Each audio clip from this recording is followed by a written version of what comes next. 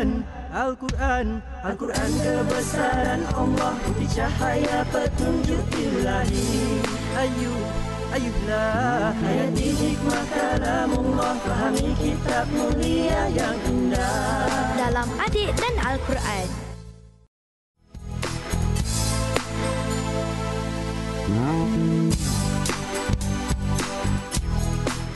Saya Daniel. Info tentang pakaian. Imam Abu Daud mempunyai pandangan tersendiri tentang cara pakaian. Saya Tasni. Kau nak tahu tak salah satu karya Imam Abu Daud? Salah satu karya Imam Abu Daud adalah karya Al-Marasil. Saya Hafiz. Kawan-kawan tahu tak, Imam Abu Daud telah meninggal di Basrah pada tahun 889 Hijri. Ismi Muhaimin. Info hari ini. Imam bin Hanbal adalah salah seorang guru kepada Imam Abu Daud. Saya Muaz. Kawan-kawan nak tahu tak kelebihan Imam Abu Daud? Imam Abu Daud pengumpul hadis-hadis hukum. Saya Ismail. Kawan-kawan nak tahu, kitab termasyhur Imam Abu Daud adalah kitab Al-Sunan. Bismillah, alhamdulillah, wassalatu wassalamu ala rasulillah. Assalamualaikum warahmatullahi wabarakatuh. Waalaikumsalam, Ustaz. Kaifa halukum jami'a? Alhamdulillah.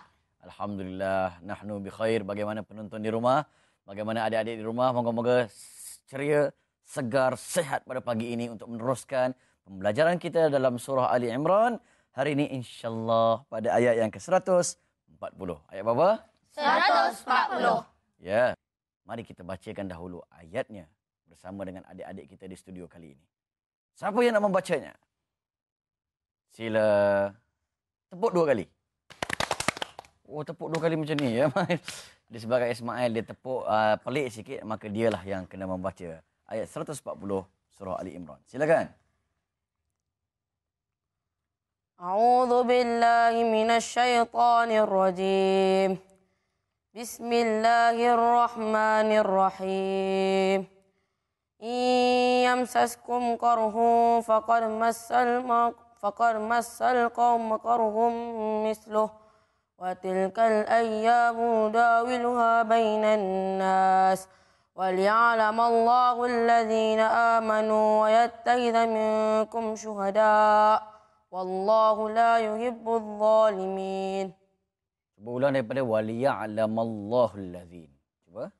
وَلِيَعْلَمَ اللَّهُ الَّذِينَ آمَنُوا وَيَتَّخِذَ مِنكُمْ شُهَدَاءَ. Okey, وَيَتَّخِذَ. Hi itu tak bunyi macam kha. Bunyikan biar keluar ke hak hijau. Ya. Wa yattakhidha minkum syuhada. Cuba. Wa yattakhidha minkum syuhada. Ada sikit tadi terlampau longgar ya. Okey, kali ini kita baca sekali lagi ayat 140 surah Ali Imran bersama-sama dengan kuat bersemangat dan fokuskan tempat yang ustaz telah perbetulkan tadi. 1 2 mula. A'udzu billahi minasy syaithanir rajim. Bismillahirrahmanirrahim. Yamsaskum qarhun faqad massal qauma qarhun misluh. Wa tilkal ayyamu nudawiluha bainan nas. Waliya'lamallahu alladhina amanu wa yattakhidha minkum syuhada. Wallahu la yuhibbul zalimin. Massal qaum. Cuba sebut. Massal qaum. Ada yang tadi tersyasyul tadi. Faqad massal qauma karhun. Itu dah tersyasyul di antara qaf dengan kaf. Ya, ada 2 qaf yang dekat situ, pastikan tidak bertukar kepada kaf. Jadinya faqad massal qauma qarh. Semua? Faqad massal qauma qarhun. Kita berhentikan qarhum mithluh ya. Faqad massal qauma qarhum mithluh. Semua. Faqad massal qauma qarhum mithluh. Qaum ya, qaum. Tasbih. Subhanallah. Tahmid. Alhamdulillah. Takbir. Allahu akbar. Tahlil. La ilaha illallah. Tullabi. Naam.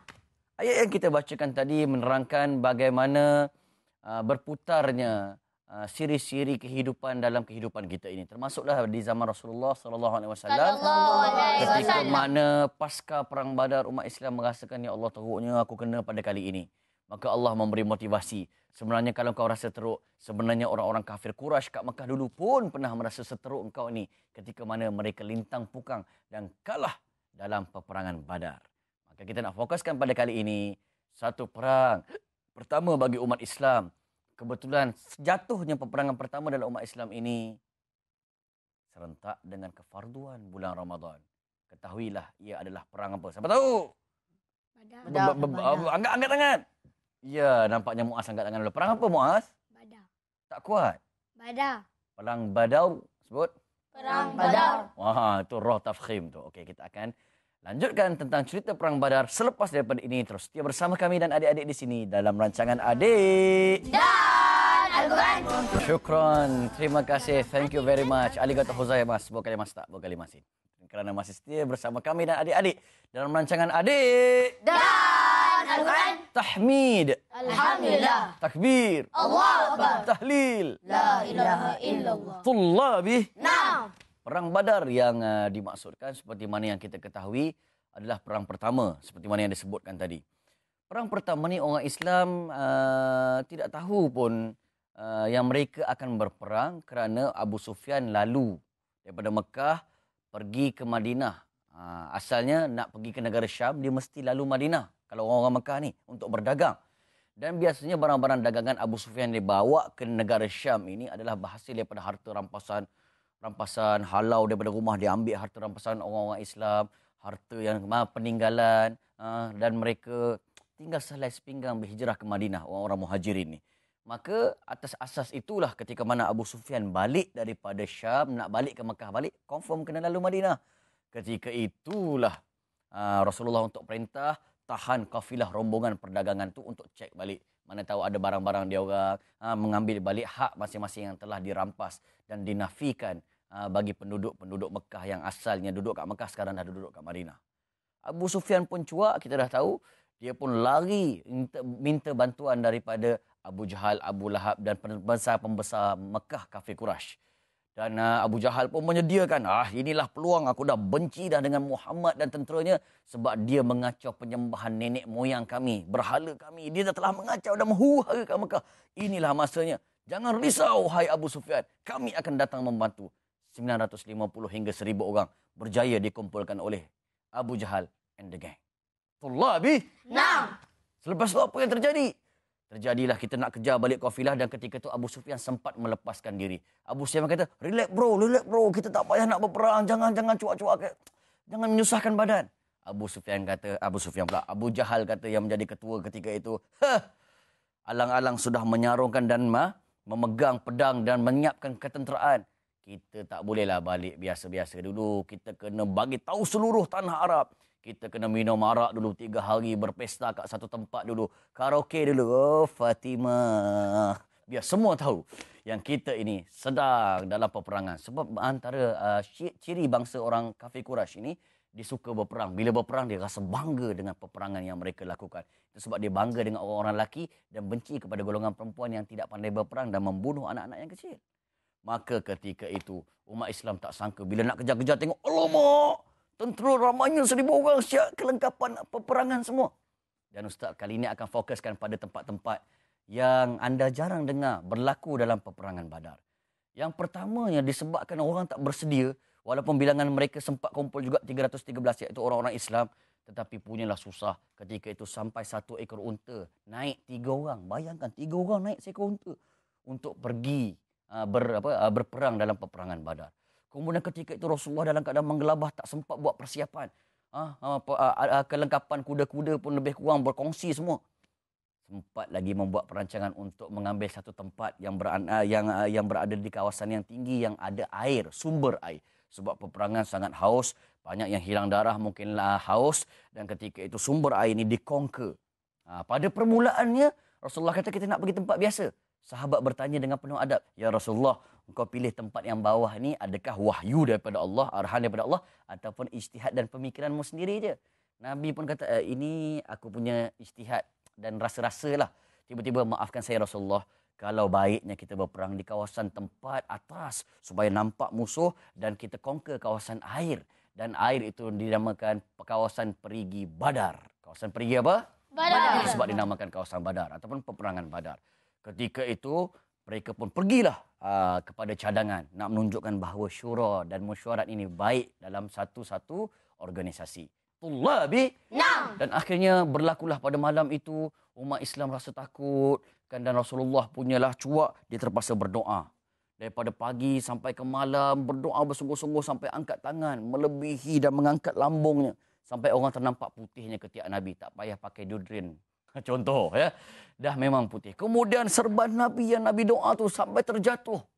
Sampai Abu Bakar tengok, cukuplah Nabi, cukuplah, janganlah berdoa. Dan di antara doa Nabi, ya Allah, jika kau tidak menyelamatkan golongan yang sedikit ini kali pertama kami berperang, ya Allah, kamu akan lihat nescaya kamu tidak akan disembah lagi selepas ini. Seolah-olah Nabi berdoa seakan-akan mengugut Allah, tapi bukan mengugut, bersungguh-sungguh untuk meminta bantuan. Dan akibatnya, antara bantuan yang pertama, Tullabi. Ketika mana berperang di kawasan padang pasir, biasanya kalau berperang debu naik tak? Bila debu naik, masuk kat dalam sakit mata, lagi apa? Susah nak nampak musuh. Dan ketika itu pada malam sebelum berlaku perang Badar, berlakulah turunnya hujan yang turun bagaikan mutiara. Ya, untuk menetapkan dan mengukuhkan tapak-tapak untuk bergerak dalam peperangan Badar. Satu. Yang keduanya, umat Islam walaupun letih dan menggelabah, Allah berikan satu tentera Allah yang namanya mengantuk. Yang namanya apa?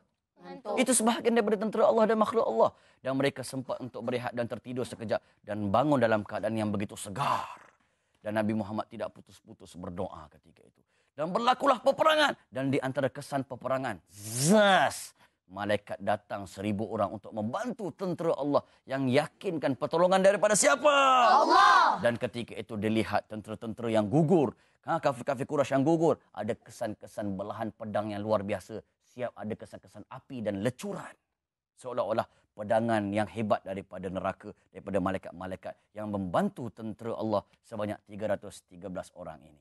Tasbih, subhanallah, tahmid, alhamdulillah. Dan ketika itu adat bagi peperangan biasanya dia ada dinamakan mubarazah. Apa dia? Mubarazah. Sebelum dimulakan peperangan, one by one dulu, sebanyak 3 orang. Ali antaranya, Ali bin Abi Talib, Hamzah bin Abdul Muttalib dan Ubaidah bin Al-Haris berlawan dengan 3 orang pembesar-pembesar Quraisy untuk memulakan peperangan. Setelah mana 3 ni berperanglah mereka dengan bersungguh-sungguh. Dan akhirnya tentera Quraisy banyak yang kalah dan menjadi tawanan perang. Kita akan dengar pesan Atuk selepas ini. Terus setia bersama kami dan adik-adik dalam rancangan Adik Dan Al-Quran. Itu. Buku dah. Gerigu. Berenang. Zup. Ada. Cukup. Alhamdulillah.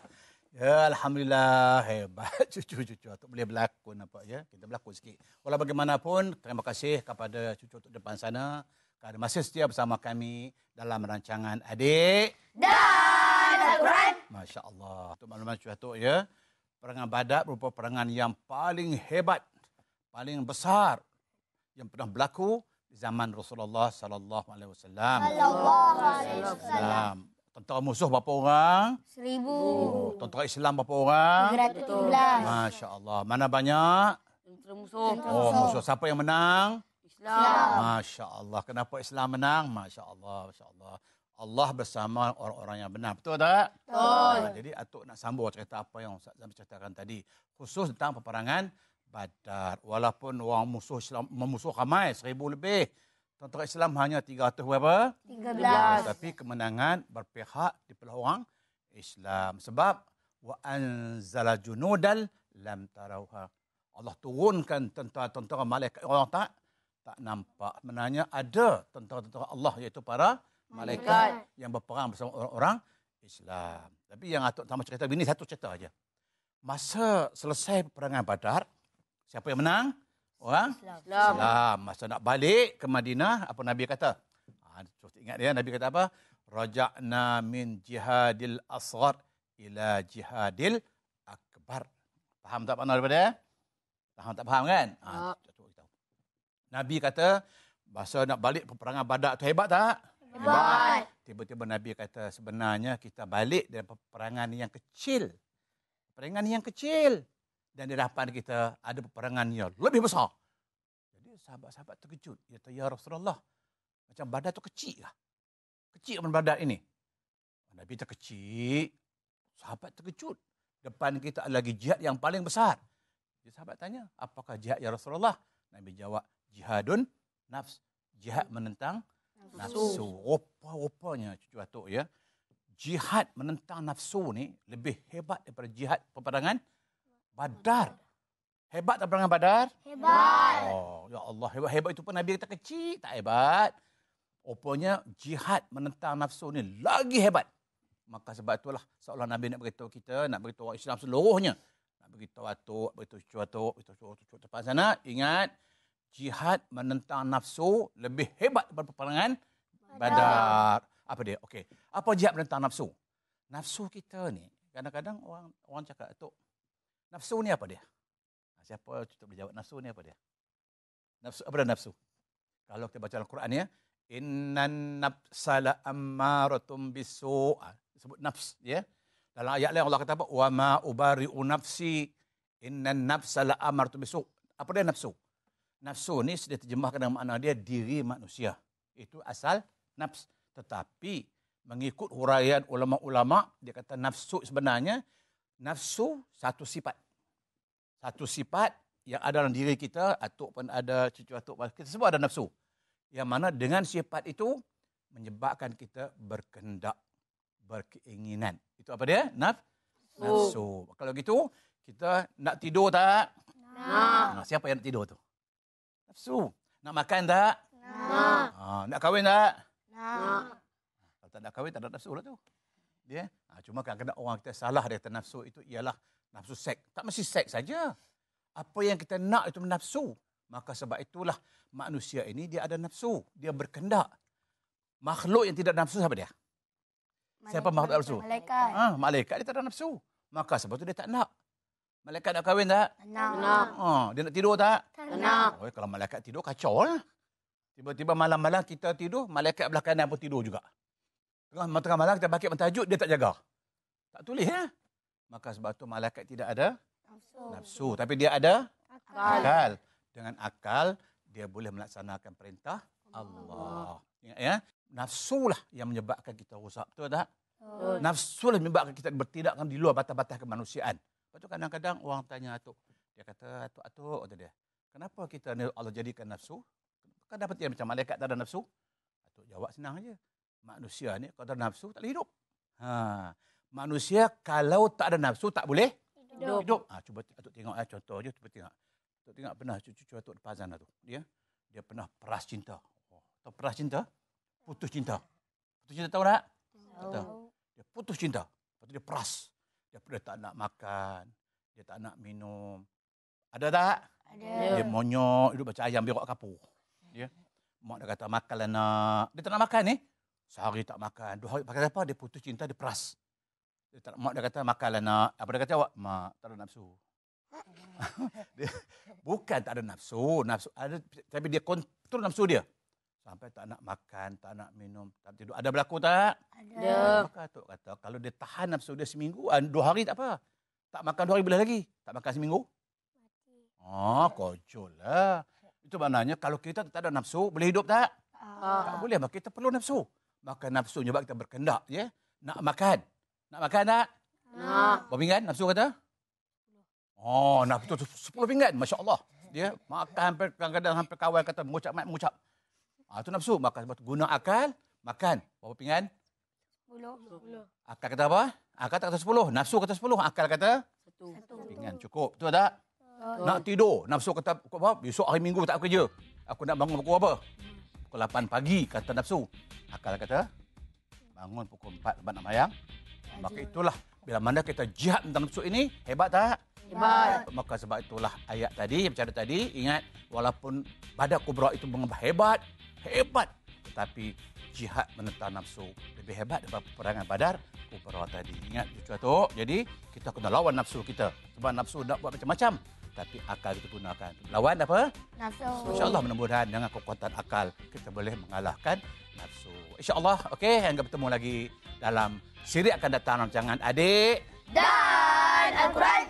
Sehingga itu, ma'assalamah. Waalaikumsalam. sekian. Wassalamualaikum warahmatullahi wabarakatuh.